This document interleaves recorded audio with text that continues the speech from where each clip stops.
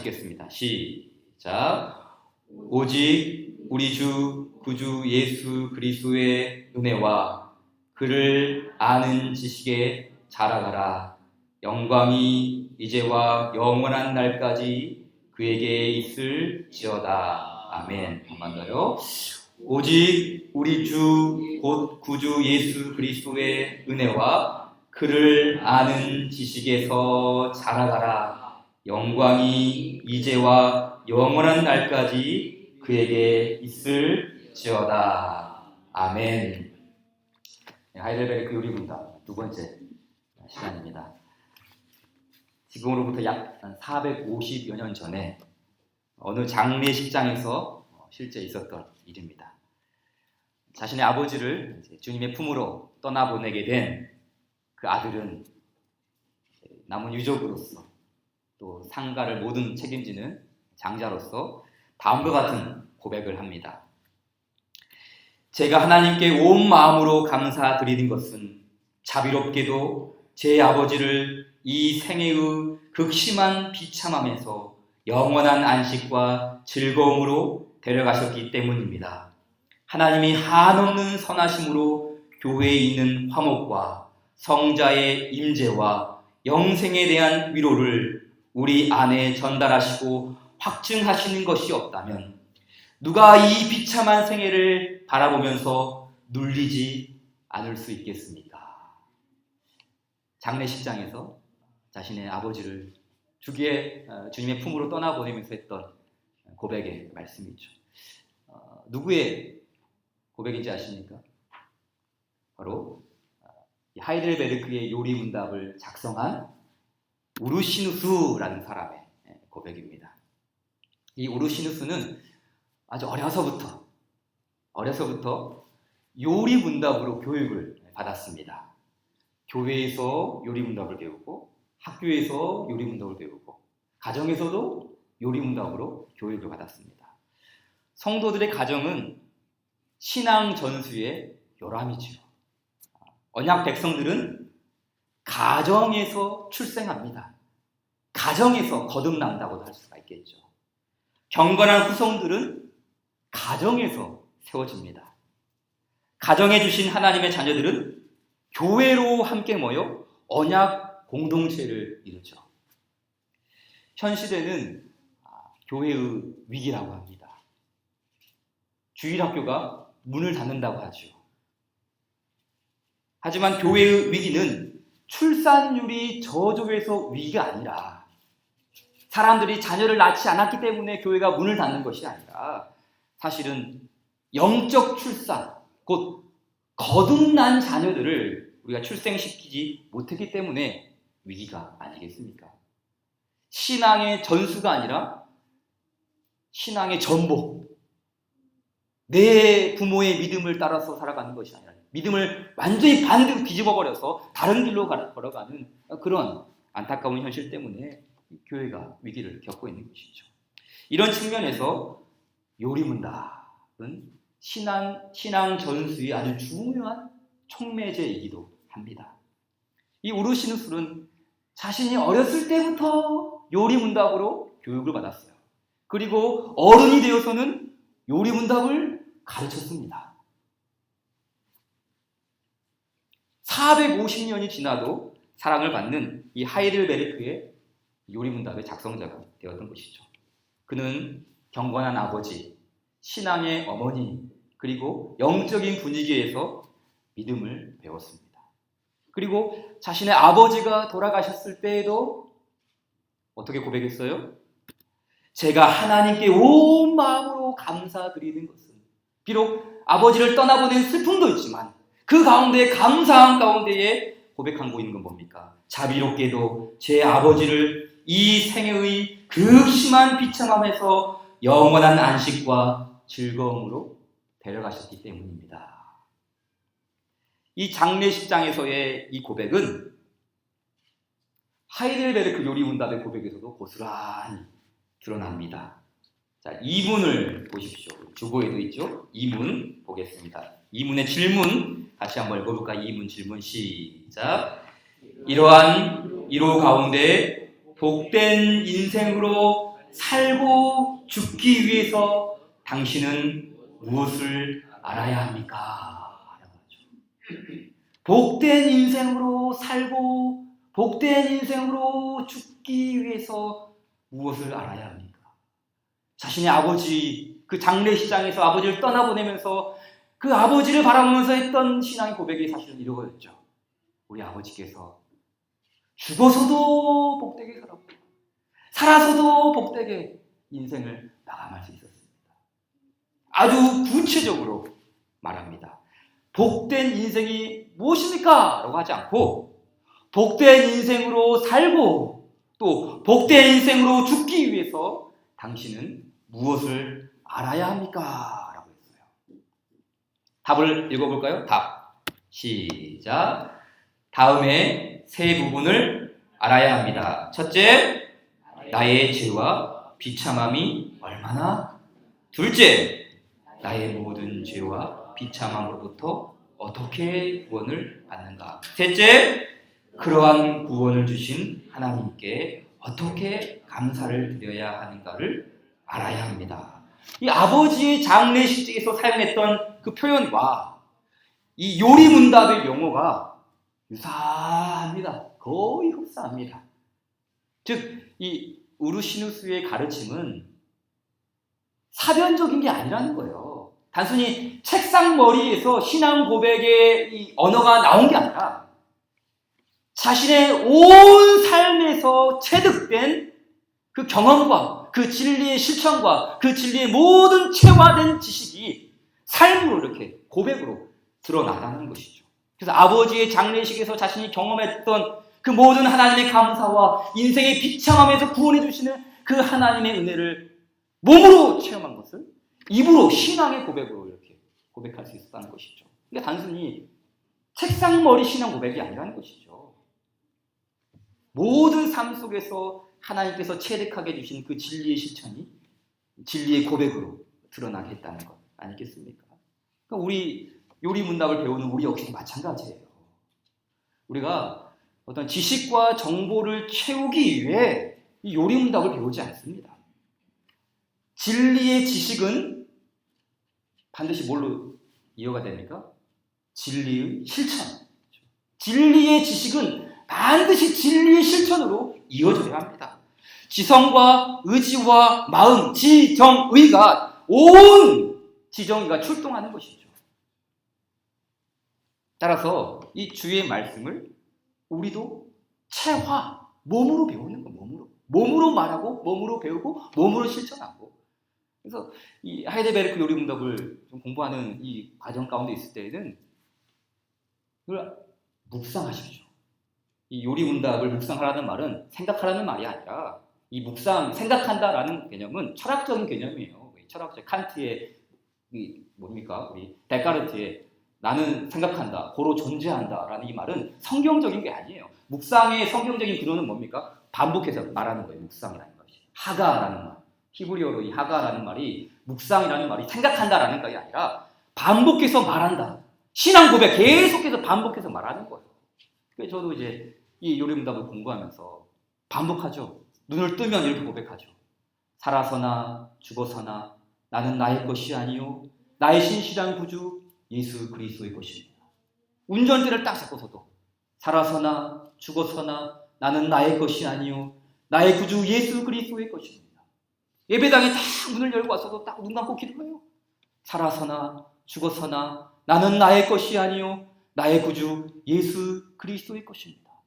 몸으로 체화하는 것이죠. 단지 정보로서만 존재하는 것이 아니라 내 온 몸으로 이 신앙 고백이 실현될 수 있도록 주님, 나는 나의 것이 아닙니다. 오늘도 나는 나의 것이 아니요 나의 신실한 구주 예수 그리스도의 것입니다. 이것이 나의 위로요, 기쁨이요, 감사요, 희락입니다. 그래서 그 주님 앞에 나아가는 것 아니겠습니까? 그래서 우리가 이 요리문답을 배울 때도 주님, 이것을 몸으로 배우게 하옵소서. 또 몸으로 실현하게 하옵소서. 이 몸이 중요하죠. 마음과 몸 다 중요한 것이죠. 그래서 우리가 지난 시간에 이 위로, 유일한 위로에 대해서 배웠죠. 살아서나 죽어서나 나는 나의 것이 아니요 몸도 영혼도 나의 신실한 구주 예수 그리스도의 것입니다. 우리 한번 같이 읽을까요? 시작. 살아서나 죽어서나 나는 나의 것이 아니요 몸도 영혼도 나의 신실한 구주 예수 그리스도의 것입니다. 아멘. 반복 한번 해보실래요? 이거 계속해서 반복하세요. 내 삶에 체화될 수 있도록 이 고백이 내 삶 속에 내 영혼의 자소에 자리 잡고 그리고 이것이 나의 삶 속에서 실현될 수 있도록 날마다 끊임없이 고백해 나가는 것이죠. 그리고 이제 살아서나 죽어서나 나는 나의 것이 아니요 몸도 영혼도 나의 신실한 구주 예수 그리스도의 것입니다 라고 하면서 이제 세 개의 문단이 이어지죠. 삼위 하나님에 대한 신앙 고백입니다. 쭉 읽읍시다. 시작. 그리스도께서는 그의 보혈로 나의 모든 죄값을 완전히 치르고 나를 마귀의 모든 권세에서 해방하셨습니다.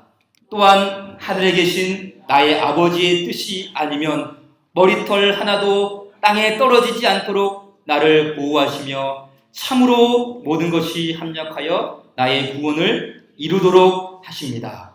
그러함으로 그분은 그의 성령으로 나에게 영생을 확신시켜 주시고 이제부터는 마음을 다하여 즐거이 그리고 신속히 그를 위해 살도록 하십니다. 아멘. 순서를 좀 보십시오. 우리가 삼위 하나님 그러면 항상 누구부터 출발합니까? 성부, 성자, 성령이죠. 근데 이 하이델베르크 요리문답의 구조는 좀 다르죠. 누구부터 출발합니까? 성자, 그리스도부터 출발합니다. 성자, 성부, 성령입니다. 예수 그리스도를 가장 먼저 언급했습니다. 왜 그랬을까요? 바로 우리를 향한 이 삼위 하나님의 은혜는 아주 구체적이라는 거예요. 구체적인 거예요. 하나님께서 우리를 사랑하신다. 하나님께서 우리에게 은혜를 베풀기를 원하신다. 그러셨는데 이게 그냥 추상적으로만 말로만 떠버리는 은혜가 아니라 우리의 삶 가운데 실질적으로 실현된 은혜라는 것이죠. 그래서 그 실현된 은혜가 무엇인가? 성부 하나님의 실현된 은혜가 무엇인가? 그게 뭐라고요? 성자 하나님 예수 그리스도. 우리가 잘 아는 말씀 요한복음 3장 16절 뭡니까?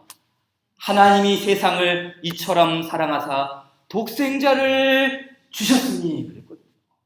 하나님의 은혜가 실현됐죠. 그게 어떻게 실현됐습니까? 독생자 예수 그리스도를 보내심으로 말씀이신 태초의 말씀이신 그분께서 육신의 몸을 취하셔서 이 땅에 오셔서 하나님의 사랑이 무엇인지를 몸소 보여주시는 이 실현된 은혜. 그래서 성부 하나님의 은혜가 바로 이 성자 그리스도를 통해서 드러난다라는 사실을 강조하기 위해서 이 요리문답은 성부, 성자, 성령의 순서가 아니라 성자 하나님부터 시작을 하는 것이죠.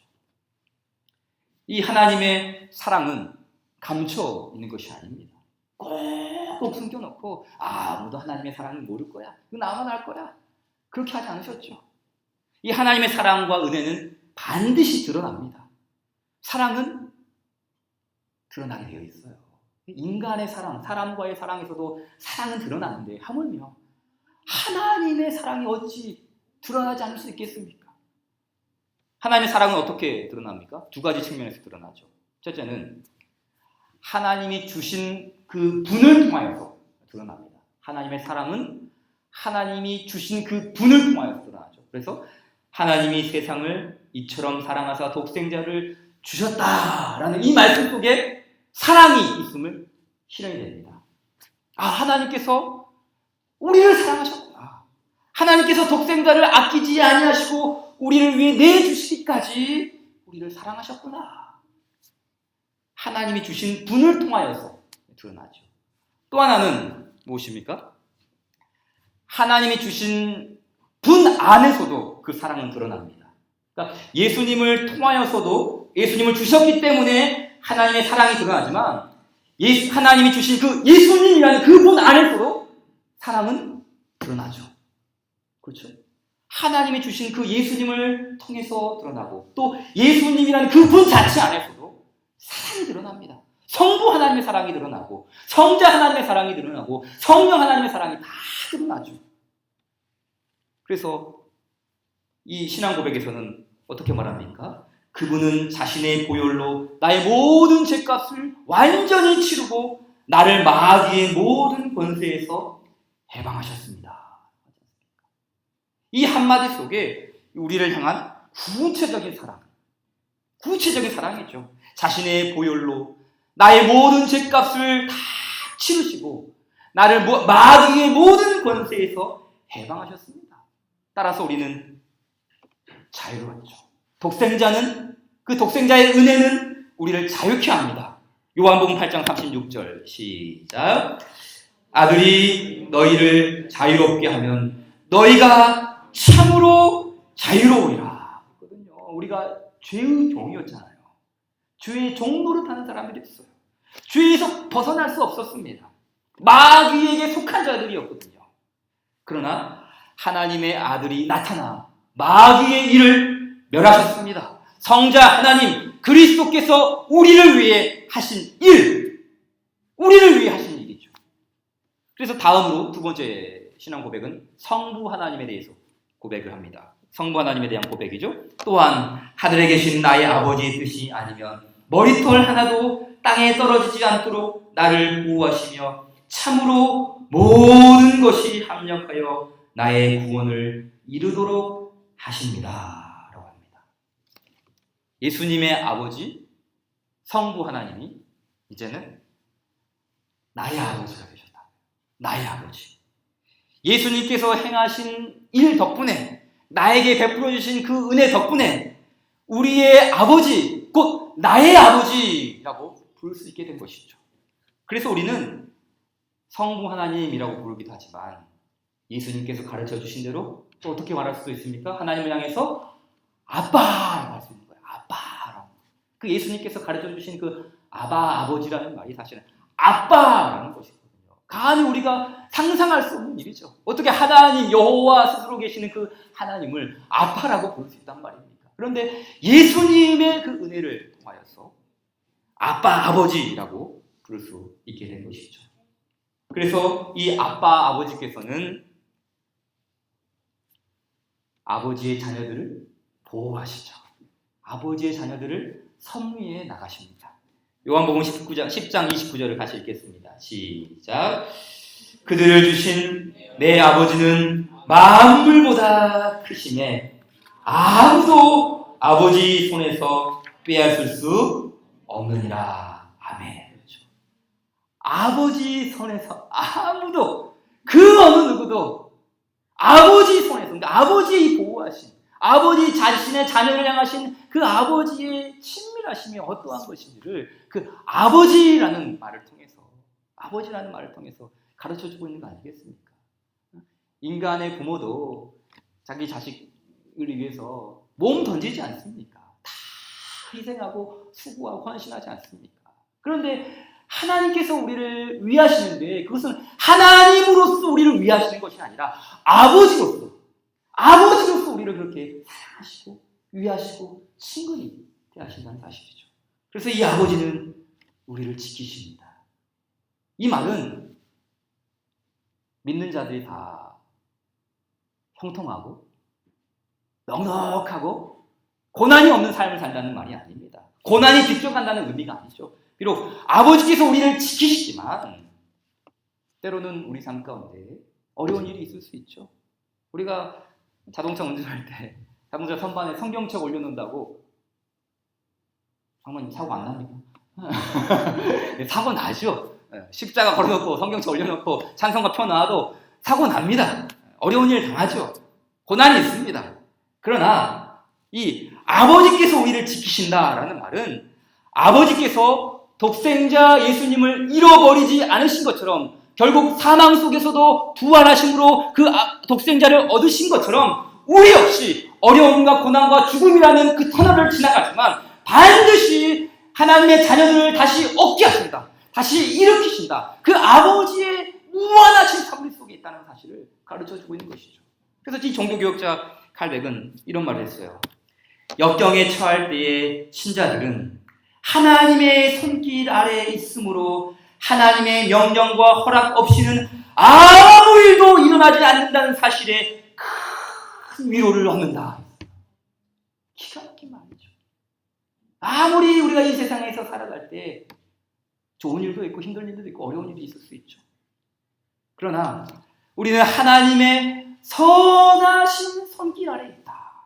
그래서 주님의 뜻이면 죽기도 하고 살기도 하죠. 주님의 뜻이면 순교하기도 하고 다시 살기도 하죠. 그러나 중요한 것은 하나님의 손길 아래에 있으므로 하나님의 명령과 허락 없이는 아무 일도 일어나지 않는다라는 그 사실. 하나님의 섭리죠, 섭리. 그래서 주의 뜻이면 우리가 기꺼이 나의 생명조차도 주 앞에 드립니다. 그러나 주께서 나의 생명조차 연장시켜 주시면 하나님의 뜻이기에 섭리이기에 또 감사함으로 하나님의 은혜를 찬송하는 거 아니겠습니까? 아까 불렀던 이 찬송 가사처럼 어려운 시험 당해도 주 너를 지키리 구주의 품에 거하라 주 너를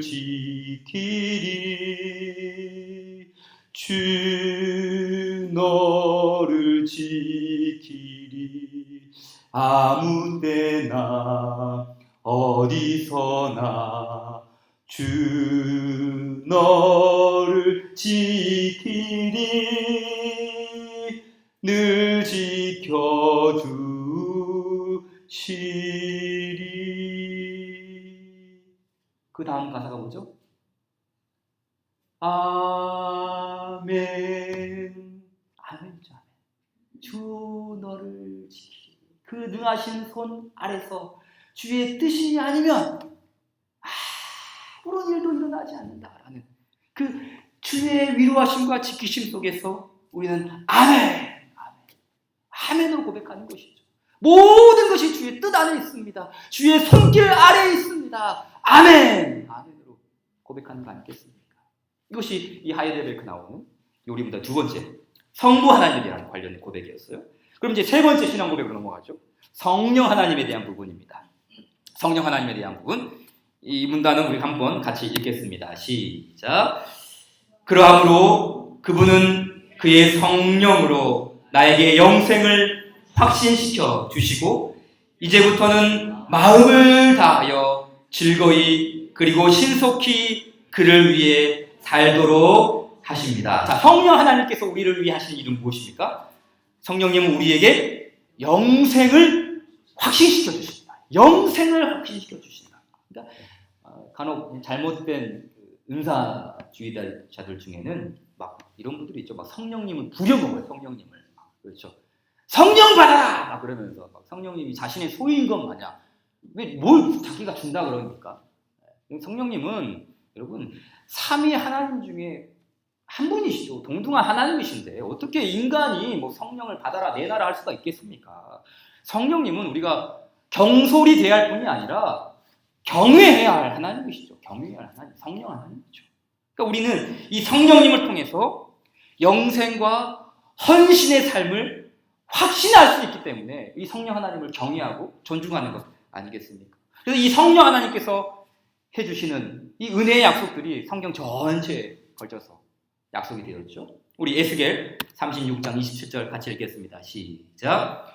또 내 영을 너희 속에 두어 너희로 내 율례를 행하게 하리니 너희가 내 규례를 지켜 행할지라. 아멘. 새 언약의 은혜죠. 새 언약의 은혜. 새 마음을 일으키시는 성령 하나님의 은혜입니다.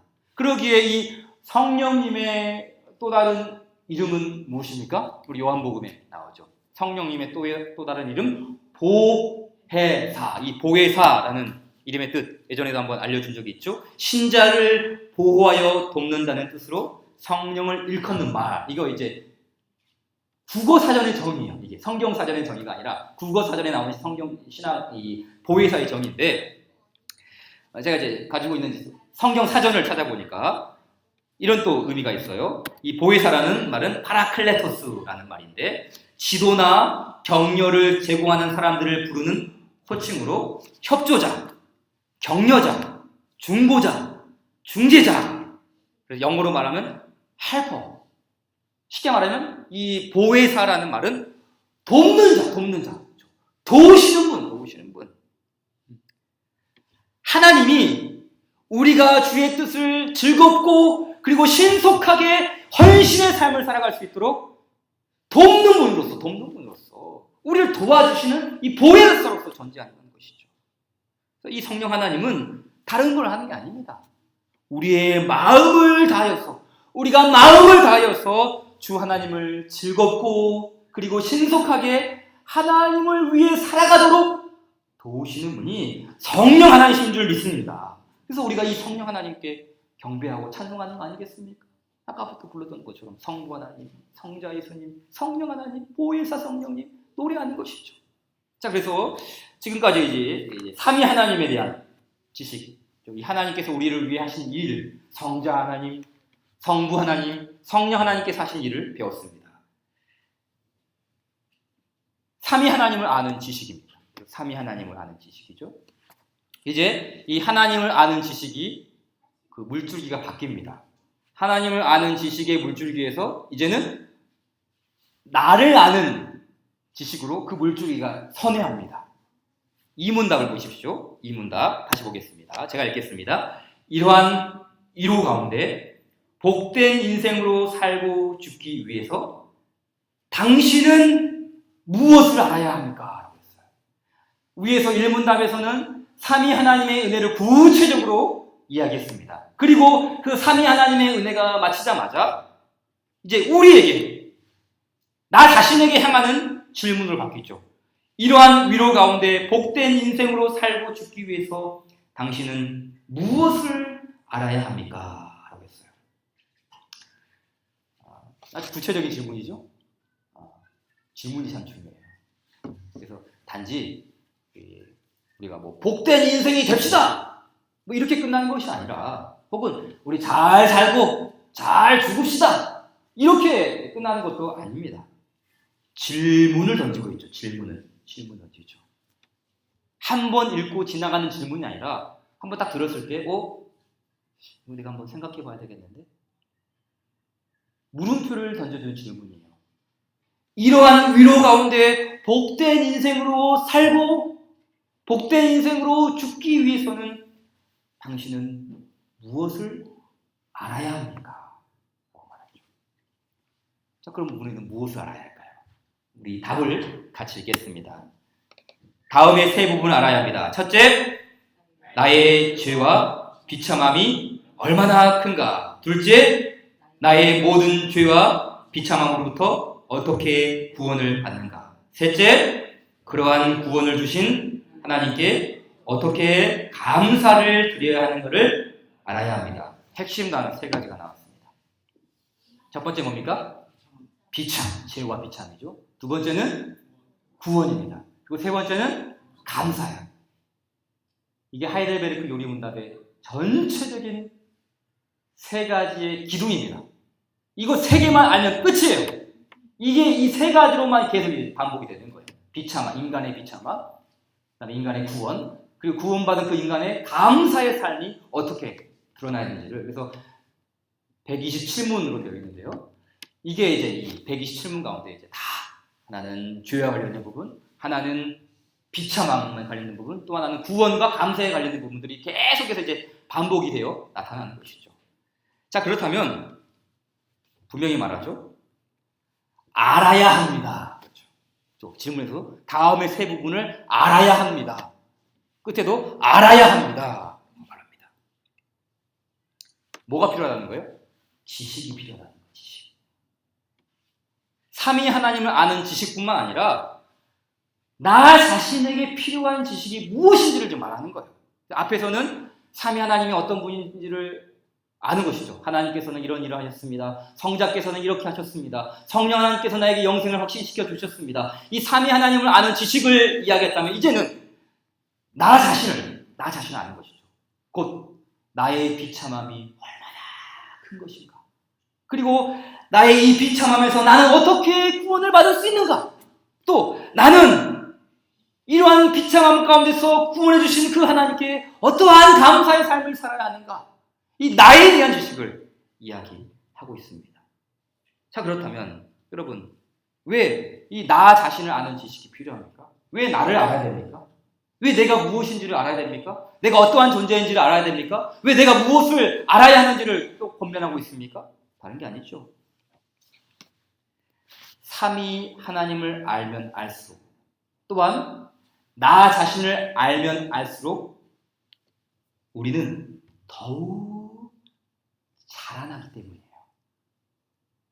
그리스도인의 신앙 성장이 여기 있는 거예요. 하나님을 아는 지식과 나 자신을 아는 지식이 아주 밀접하게 연관되어 있는 것이죠. 그러니까 하나님을 아는 지식뿐만 아니라 그 하나님의 지식을 아는 빛의 근거여서 나 자신을 보는 거예요. 나 자신을 볼 때, 내가 하나님의 은혜가 없이는 결코 살 수 없는 존재구나. 내가 얼마나 비참하고 악한 가운데 있었는지 참으로 몰랐는데 그 그리스도의 은혜로 나 자신을 알게 되었고 그 그리스도께서 구원해 주신 그 놀라운 은총이 얼마나 귀하고 값진 것인가를 눈을 뜨게 될 때, 그때 우리의 심령이 솟구쳐 올라나는 거 아니겠습니까? 왜 우리가 밋밋합니까? 왜 우리의 신앙이 느긋합니까? 나를 모르는 거예요. 나는 괜찮아. 나는 잘하고 있어.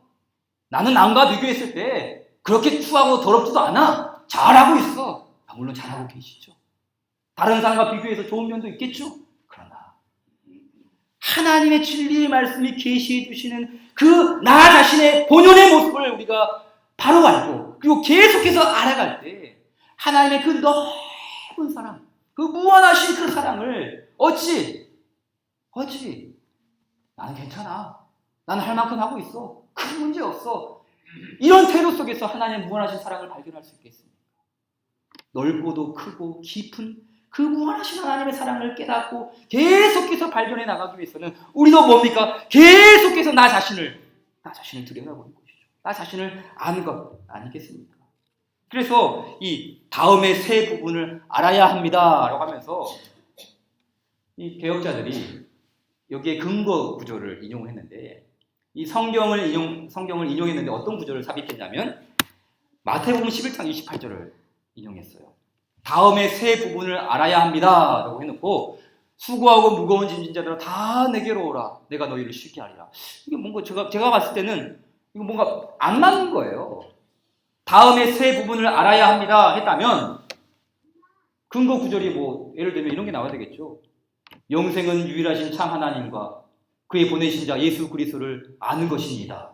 다음에 세 부분을 알아야 됐으니까 알아야 되니까 하나님을 아는 지식, 예수님을 아는 것을 인용해야 되지 않나? 그렇게 했는데 이 개혁자들은 수고하고 무거운 짐진 자들아 다 내게로 오라 내가 너희를 쉬게 하리라 라고 했어요. 얼핏 보면 매치가 이렇게 안 되는 것 같습니다. 그러나 자 보세요. 이 예수님의 말씀은 그리스도 안에서 누리는 안식을 뜻하지 않습니까? 안식을 의미합니다. 즉 예수님이 주시는 쉼, 예수님이 주시는 안식은 이거 뭡니까? 위로이죠. 위로. 유일한 위로. 그러니까 안식과 위로. 위로와 안식은 결코 이게 동떨어진 게 아니라는 것이죠. 그러기에 이 참된 위로와 참된 지식, 수고하고 무거운 짐진 자들아 다 내게로 오라 하시면서 여러분은 다음과 같은 세 가지를 알아야 합니다. 라고 하면서 이 참된 지식을 말하고 있는 거 아니겠습니까? 그래서 이 수고하고 무거운 짐진 자들아 다 내게로 오라 라고 하면서 이 다음 구절에 대해서 이야기합니다. 그게 어떤 말씀인지 아십니까? 여러분 다 알고 계시죠? 수고하고 무거운 짐진 자들아 다 내게로 오라 내가 너희를 쉬게 하리라 이는 나의 멍에는 쉽고 가벼우니라. 그 전에는 뭐가 있냐면 내게서 배우라. 나에게 와서 배우라 그랬거든요. 그냥 와서 쉬어라 그런 게 아니라 수고하고 무거운 짐진 자 다 내게로 와서 쉬어라. 그 다음에 내게 와서 배우라 그랬거든요. 그 배움의 근거가 무엇인가? 바로 영원한 위로, 유일한 위로, 온전한 위로, 그 안식 속에서 주어지는 그 위로를 우리가 배움을 통해서 나 자신을 아는 배움과 삼위 하나님을 아는 그 지식 속에서 참된 위로와 안식과 쉼이 영원한 위로가 있다는 거 아니겠습니까? 이런 측면에 동일하게 오늘 읽었던 베드로 사도 역시 동일한 말씀으로 권면하죠. 다시 한번 같이 읽겠습니다. 베드로후서 3장 18절 시작. 오직 우리 주 곧 구주 예수 그리스도의 은혜와 그를 아는 지식에서 자라가라. 영광이 이제와 영원한 날까지 그에게 있을지어다. 아멘. 은혜와 뭡니까? 지식이야. 은혜와 지식. 은혜와 지식은 동떨어진 게 아니라는 것이죠. 은혜와 지식. 은혜와 이 지식은, 그러니까 은혜를 경험하면 경험할수록 지식은 더욱 풍성해지시는 것이죠. 그러니까 하나님을 아는 지식이 계속 넓어져 가는 거예요. 동시에 지식이 깊어지면 깊어질수록, 지식이 넓어지면 넓어질수록 은혜도 계속해서 불어나는 것이죠. 풍성해지는 것이죠. 은혜와 지식의 상관관계. 결코 동떨어진 게 아니라는 것이죠. 베드로후서 1장 2절 말씀도 보십시오. 동일하죠. 시작. 하나님과 우리 주 예수를 알므로 은혜와 평강이 너희에게 더욱 많을지어다. 아멘. 많다. 넘쳐난다. 풍성해진다. 충만해진다. 그랬거든요. 그런데 그 앞에 어떤 수식어가 붙었다고요? 우리 주 예수를 알므로 은혜와 평강. 알므로 은혜와 평강이 넘쳐날 것이다. 그 이제 밑에 나오는 말씀을 찾아봅시다. 베드로후서 3장 1장 3절부터 11절까지 쭉 읽어봅시다. 베드로후서 1장 3절부터 이렇게 이 예수 그리스도를 그리고 의뢰와 평강을 이야기한 다음에 이야기하죠. 1장 3절부터 11절 시작. 그의 신기한 능력으로 생명과 경건에 속한 모든 것을 우리에게 주셨으니 이는 자기의 영광과 덕으로서 우리를 부르신 이를 알므로 말미암음이라. 이로써 그 보배롭고 지극히 큰 약속을 우리에게 주사 이 약속으로 말미암아 너희가 정욕 때문에 세상에서 썩어질 것을 피하여 신성한 성품에 참여하는 자가 되게 하려 하셨느니라. 그러므로 너희가 더욱 힘써 너희 믿음의 덕의 지식을, 지식의 절제를, 절제의 인내를, 인내의 경건을, 경건의 형제 우애를, 형제 우애의 사랑을 더하라. 이런 것이 너희에게 있어 흡족한즉 너희로 우리 주 예수 그리스도를 알기에 게으르지 않고 열매 없는 자가 되지 않게 하려니와 이런 것이 없는 자는 맹인이라 멀리 보지 못하고 그의 옛 죄가 깨끗하게 된 것을 잊었느니라. 그러므로 형제들아 더욱 힘써 너희 부르심과 택하심을 굳게 하라. 너희가 이것을 행한즉 언제든지 실족하지 아니하리라. 이같이 하면 우리 주 곧 구주 예수 그리스도의 영원한 나라에 들어감을 넉넉히 너희에게 주시리라. 아멘. 우리 구주 예수 그리스도의 은혜는 넘쳐납니다. 풍성합니다. 넘쳐나고 가득합니다. 삼위 하나님을 알면 알수록 은혜와 평강은 더욱 많아집니다. 이러한 충만한 삶을 살기 위해 우리는 무엇을 알아야 합니까? 나의 죄와 비참함이 얼마나 컸던가. 나의 죄와 비참함이 컸습니다. 그게 아니에요. 나의 죄와 비참함이 얼마나 큰 것인가.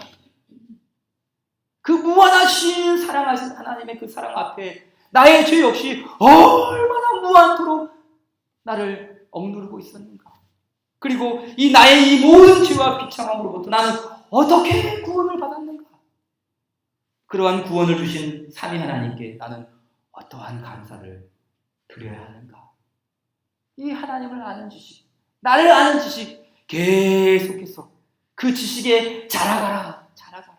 그 지식에 멈추지 말고 계속해서 끊임없이 너희 비참함을 알고 너희를 구원해 주신 그 하나님의 은혜를 알고 그러한 은혜를 허락해 주신 하나님께 감사의 삶을 어떻게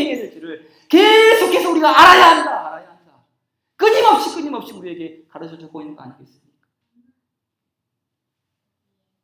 예수 더 알기 원하네 크고도 넓은 은혜와 대속해 주신 사랑을 간절히 알기 원하네 내 평생의 소원 내 평생의 소원 대속해 주신 사랑을 간절히 알기 원하네. 이러한 갈망이죠. 이러한 갈급함이죠. 우리는 더 알아야 합니다. 그래서 더욱 자라나야 합니다.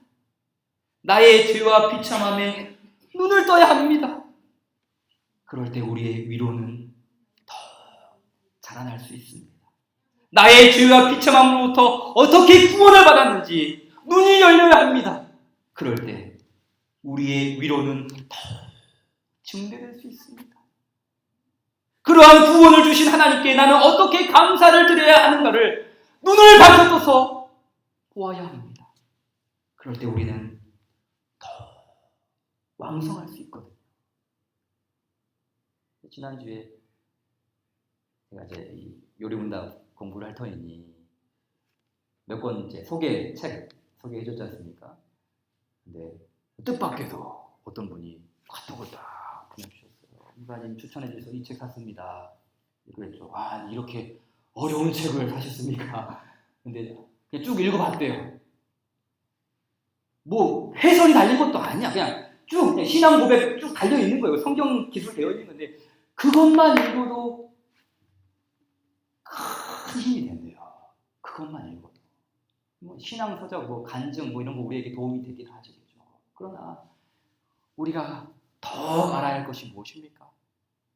다른 사람이 이렇게 했더니 은혜 받았더라.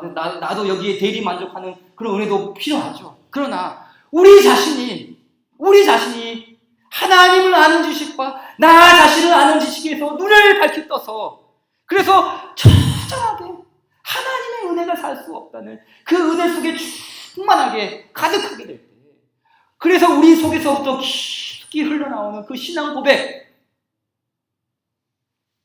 나는 나의 것이 아니요 살아서나 죽어서나 나는 나의 구주 신실한 예수 그리스도의 것입니다. 이 고백이 그냥 말로만 떠버리는 고백이 아니라 은혜 속에서 주어진 내 눈을 밝히 떠서 알게 된 참된 신앙 고백으로 우리 삶 속에 실현되는 거 아니겠습니까? 여러분 눈을 밝히 떠서 우리 자신을 보기 원합니다. 우리에게 은혜를 베풀어 주신 그 삼위 하나님을 아는 지식에 더욱더 자라가기를 바랍니다. 그 은혜와 사랑과 풍성함 속에 우리 모두가 아름답게 자라나는 우리 교회 되기를 주님의 이름으로 축원드립니다. 기도하겠습니다. 주님, 살아서나 죽어서나 우리의 유일한 위로이신 삼위 하나님을 고백합니다. 그리스도께서는 보배로운 피로 나의 모든 죄값을 완전히 치르고 나를 마귀의 권세에서 해방하셨습니다.